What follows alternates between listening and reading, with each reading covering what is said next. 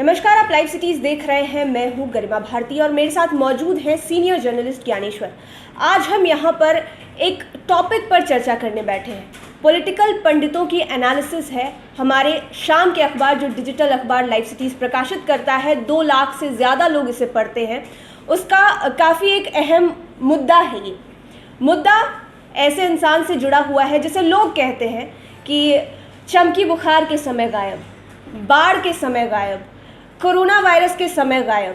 तेजस्वी यादव, नीतीश कुमार भी लगातार इस मुद्दे को लेकर हमलावर रहते हैं, साफ शब्दों में कह देते हैं कि कहाँ भागा रहता है।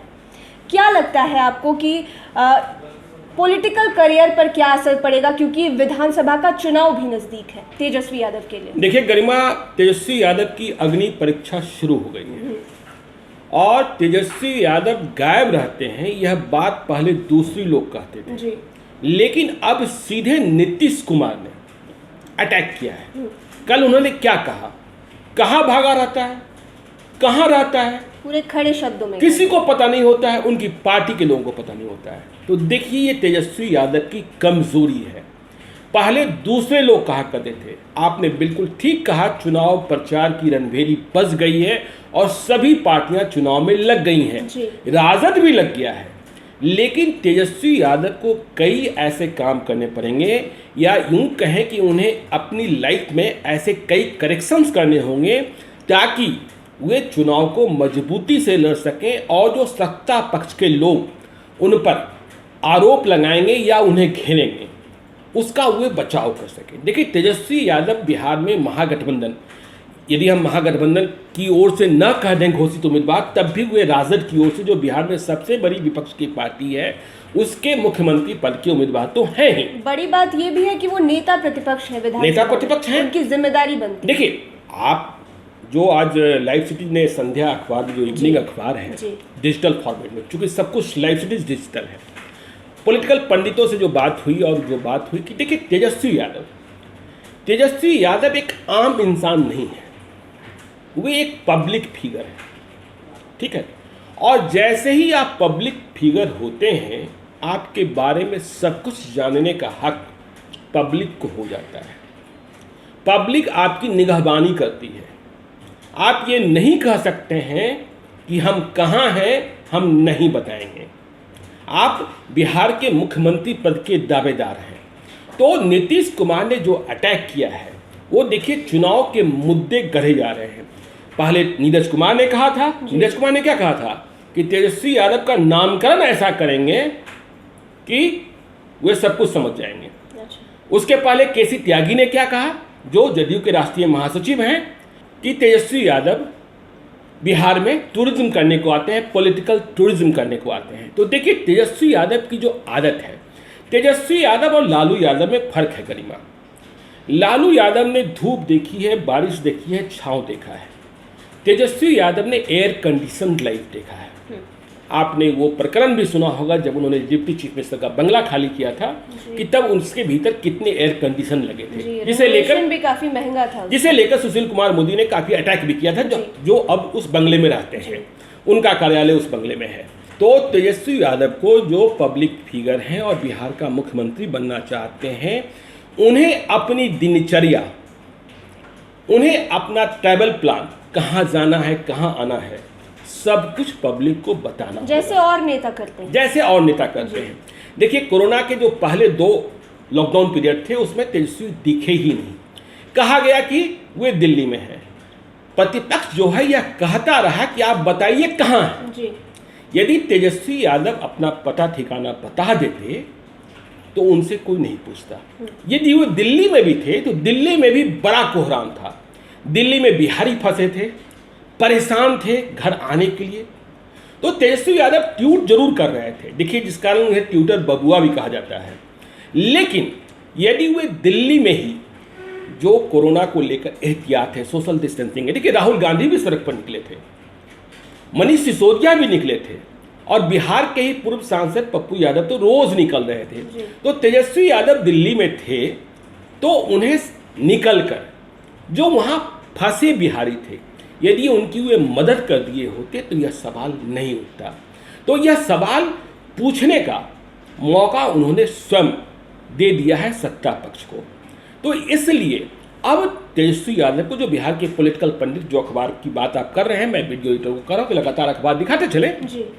तो पॉलिटिकल पंडित कह रहे हैं कि देखिए तेजस्वी यादव को अपनी सभी प्रकार की जानकारियां पब्लिक को बतानी होगी, उन्हें बताना होगा कि देखिए मैं कहीं नहीं जा रहा हूं, और चुनाव तक तो उन्हें गांठ बांधकर, या जिसे कहते हैं खुट्टा गाड़ कर बिहार में कैंप करना होगा।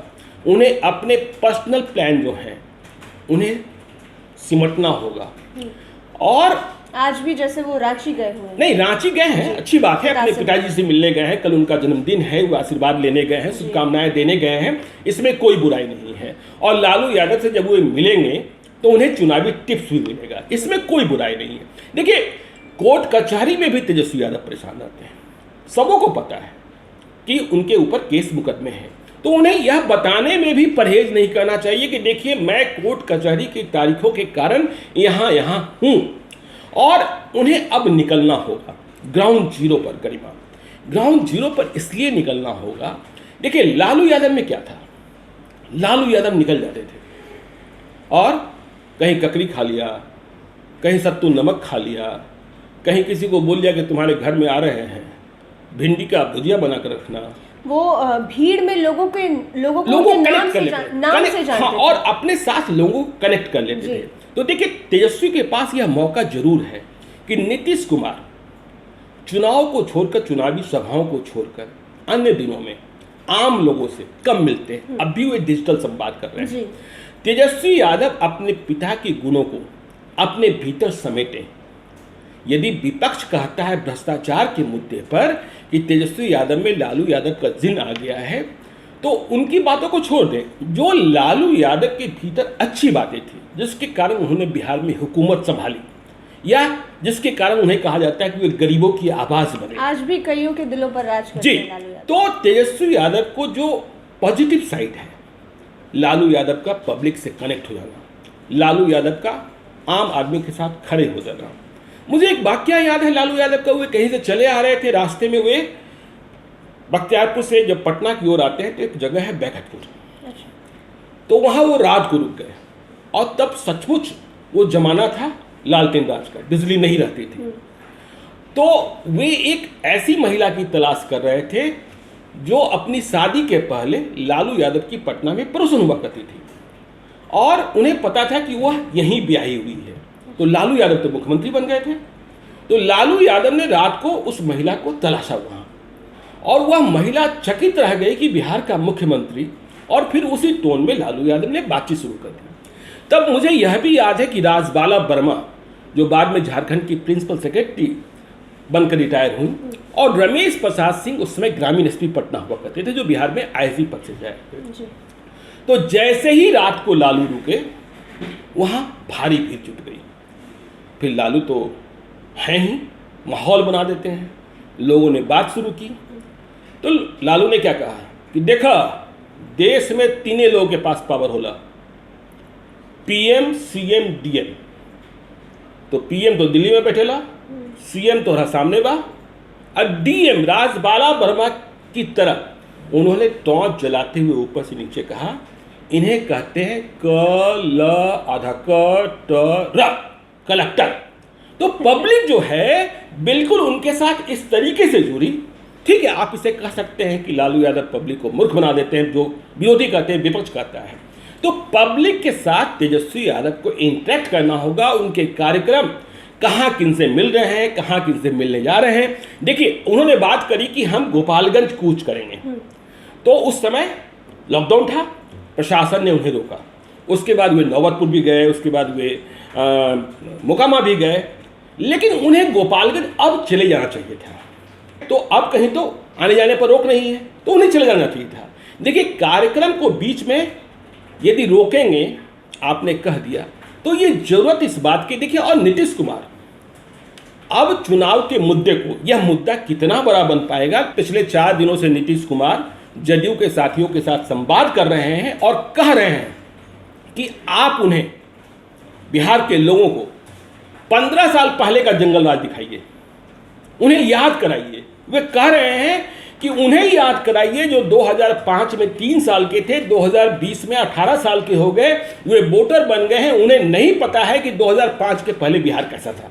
नीतीश कुमार कह रहे हैं कि उन्हें याद दिलाइए कि तब नरसंहार होते थे, उन्हें याद दिलाइए कि शाम के बाद घर से निकलना मना था, उन्हें याद दिलाइए कि बिहार में दंगे होते थे, उन्हें याद दिलाइए कि बिहार में अपहरण होते थे।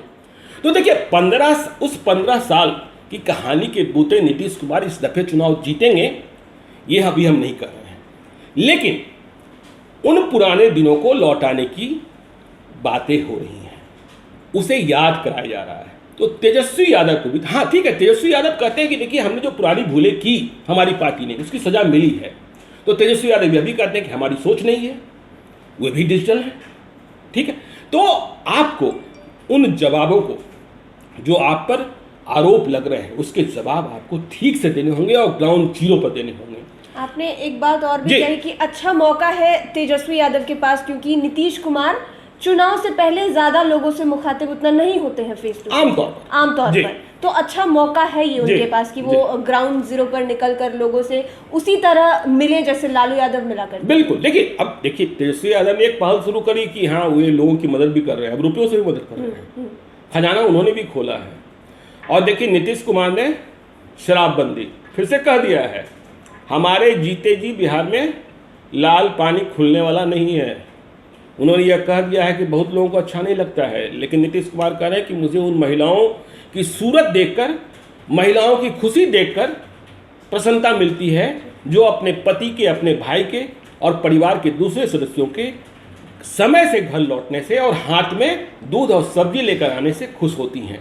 तो मुद्दे, अब सवाल तो पूछे जाएंगे ना। देखिए ऐसा नहीं कि सवाल नीतीश कुमार से भी नहीं पूछे जाएंगे। देखिए जल, नल, बिजली, बसपा जिसको कहते हैं, बसपा मैं पार्टी की बात नहीं कर रहा हूँ, बिजली, सड़क, पानी, ठीक है ना, बीएसपी, ये आदमी का मूल अधिकार है, इसे प्राप्त बेसिक चीज है, बेसिक चीज है। तो इसे पूरा कर बहुत काम कर लिया आपने। देखिए सवाल तो आपसे यह भी पूछे जाएंगे, बिहार में रोजगार कितने पैदा हुए, बिहार में फैक्ट्रियां कितनी लगी, बिहार शिक्षा के क्षेत्र में कितना आगे बढ़ा।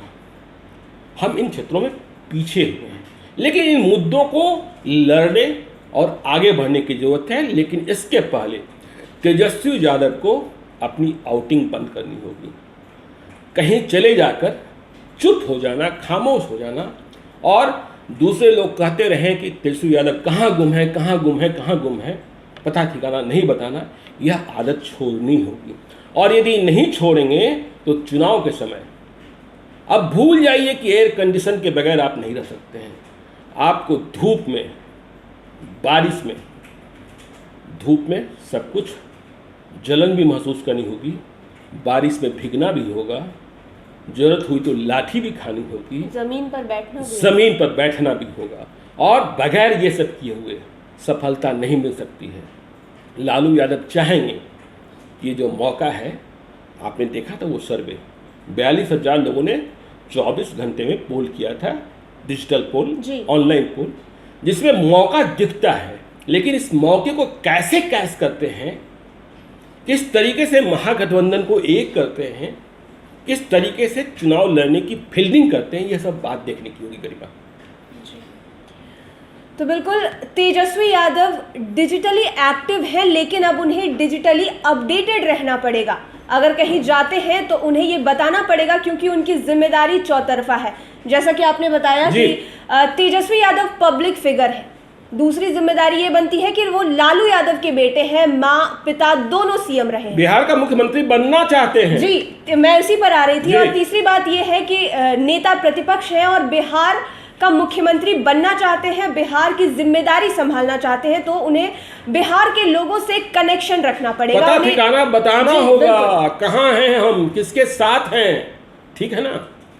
तो अगर इस तरह से आगे बढ़ते हैं तेजस्वी यादव तो राहें आसान हो सकती है विधानसभा चुनाव में। आप लाइव सिटीज के साथ बने रहें, हमारे चैनल को सब्सक्राइब करें, इसी तरह के मुद्दे हम आपके सामने लेकर आएंगे। और अगर आपने हमें अब तक ट्विटर पर फॉलो नहीं किया है तो जरूर फॉलो कर लें। धन्यवाद। फेसबुक पर लाइक करें, यूट्यूब पर सब्सक्राइब करें। जी।